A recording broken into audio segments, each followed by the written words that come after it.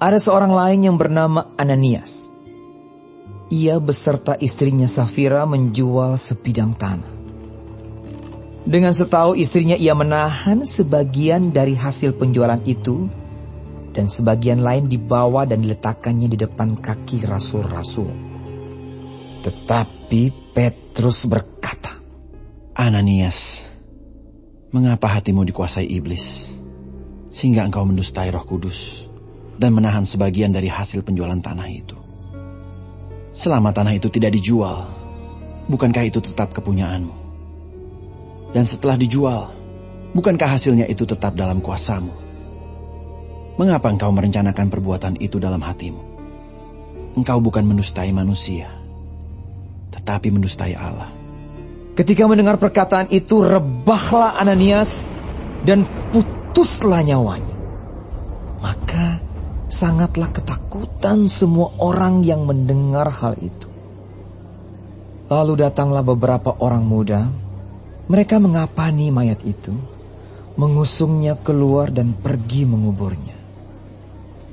Kira-kira 3 jam kemudian, masuklah istri Ananias. Tetapi ia tidak tahu apa yang telah terjadi. Kata Petrus kepadanya, Katakanlah kepadaku, dengan harga sekiankah tanah itu kamu jual? Jawab perempuan itu, Betul sekian. Kata Petrus, Mengapa kamu berdua bersepakat untuk mencobai roh Tuhan? Lihatlah, orang-orang yang baru mengubur suamimu berdiri di depan pintu, dan mereka akan mengusung engkau juga keluar. Lalu rebahlah perempuan itu seketika itu juga di depan kaki Petrus, dan putuslah nyawanya.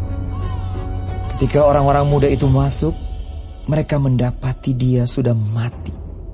Lalu mereka mengusungnya keluar dan menguburnya di samping suaminya. Maka sangat ketakutanlah seluruh jemaat dan semua orang yang mendengar hal itu. Dan oleh rasul-rasul diadakan banyak tanda dan mujizat di antara orang banyak. Semua orang percaya selalu berkumpul di serambi Salomo dalam persekutuan yang erat. Orang-orang lain tidak ada yang berani menggabungkan diri kepada mereka. Namun mereka sangat dihormati orang banyak. Dan makin lama, makin bertambahlah jumlah orang yang percaya kepada Tuhan, baik laki-laki maupun perempuan.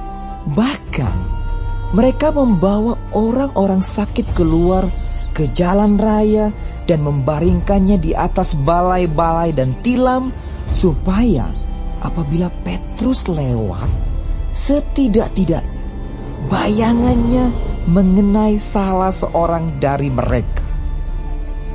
Dan juga orang banyak dari kota-kota di sekitar Yerusalem datang berduyun-duyun, serta membawa orang-orang yang sakit dan orang-orang yang diganggu roh jahat. Dan mereka semua disembuhkan. Akhirnya mulailah imam besar dan pengikut-pengikutnya, yaitu orang-orang dari mazhab Saduki, bertindak sebab mereka sangat iri hati. Mereka menangkap rasul-rasul itu, lalu memasukkan mereka ke dalam penjara kota. Tetapi waktu malam, seorang malaikat Tuhan membuka pintu-pintu penjara itu dan membawa mereka keluar. Katanya, Pergilah, berdirilah di bait Allah, dan beritakanlah seluruh firman hidup itu kepada orang banyak. Mereka mentaati pesan itu. Dan menjelang pagi, masuklah mereka ke dalam bait Allah, lalu mulai mengajar di situ. Sementara itu imam besar dan pengikut-pengikutnya menyuruh mahkamah agama berkumpul, yaitu seluruh majelis tua-tua bangsa Israel, dan mereka menyuruh mengambil rasul-rasul itu dari penjara. Tetapi ketika pejabat-pejabat datang ke penjara, mereka tidak menemukan rasul-rasul itu di situ. Lalu mereka kembali dan memberitahukan. Katanya, kami mendapati penjara terkunci dengan sangat rapinya, dan semua pengawal ada di tempatnya di muka pintu. Tetapi setelah kami membukanya, tidak seorang pun yang kami temukan di dalamnya. ketika kepala pengawal bait Allah dan imam-imam kepala mendengar laporan itu, mereka cemas dan bertanya, apa yang telah terjadi dengan rasul-rasul itu? Tetapi datanglah seorang mendapatkan mereka dengan kabar. Lihat, orang-orang yang telah kamu masukkan ke dalam penjara ada di dalam bait Allah dan mereka mengajar orang banyak. Maka pergilah kepala pengawal serta orang-orangnya ke bait Allah, lalu mengambil kedua rasul itu, tetapi tidak dengan kekerasan, karena mereka takut kalau orang banyak melempari mereka. Mereka membawa keduanya dan menghadapkan mereka kepada mahkamah agama. Imam besar mulai menanyai mereka. Katanya, dengan keras kami melarang kamu mengajar dalam nama itu. Namun ternyata kamu telah memenuhi Yerusalem dengan ajaranmu, dan kamu hendak menanggungkan darah orang itu kepada kami. Tetapi Petrus dan rasul-rasul itu menjawab, katanya, kita harus lebih taat kepada Allah daripada kepada manusia. Allah nenek moyang kita telah membangkitkan Yesus yang kamu gantungkan pada kayu salib dan kamu bunuh. Dialah yang telah ditinggikan oleh Allah sendiri dengan tangan kanannya menjadi pemimpin dan juru selamat, supaya Israel dapat bertobat dan menerima pengampunan dosa. Dan kami adalah saksi dari segala sesuatu itu. Kami dan Roh Kudus yang dikaruniakan Allah kepada semua orang yang mentaati Dia. mendengar perkataan itu sangatlah tertusuk hati mereka.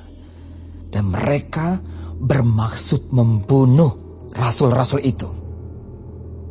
Tetapi seorang Farisi dalam mahkamah agama itu yang bernama Gamaliel, seorang ahli Taurat yang sangat dihormati seluruh orang banyak, bangkit dan meminta supaya orang-orang itu disuruh keluar sebentar.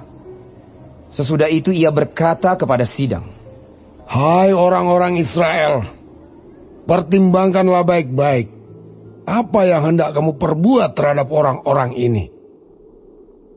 Sebab dahulu telah muncul si Teudas yang mengaku dirinya seorang istimewa, dan ia mempunyai kira-kira 400 orang pengikut. Tetapi ia dibunuh, dan cerai-berailah seluruh pengikutnya dan lenyap.